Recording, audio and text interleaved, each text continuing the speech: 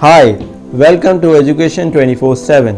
In this tutorial, we will learn about basic data types. So let's begin. Open the Delphi software. Here we are going to understand data types. Firstly, define the comment box. /***, and // as we discussed in the previous video how to make a comment block in C. We are going to type here data types in C language. So this is how we created a comment block. Now, what are data types? In C programming, data types are basically the declarations for variables. Data types determine the type and size of the data associated with variables. There are four major types of data types in C.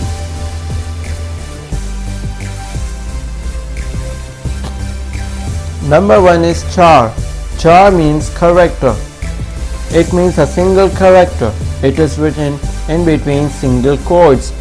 For example, if we write C in between the single quotes, so C is a character. It is a single character.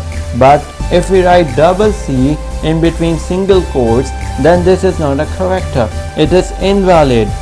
We can write anything in between single quotes. It will be termed as character.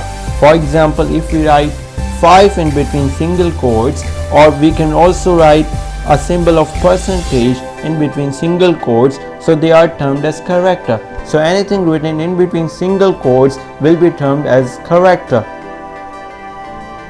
Number 2 are int. Int means integers.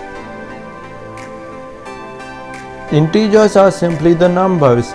They can be either positive or negative, like 4, 3, 2, 1, 0, -1, -2, -3, -4, and so on. They all are termed as integers. Number 3, float.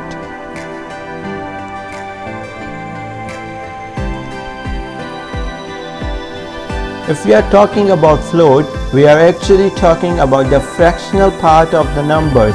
For example, 5.02, 2.3521321. So it carries on further also. This is a floating part. Any other example can be 8.66. This is the fractional part of the number. Number 4, double. Double means double precision in float.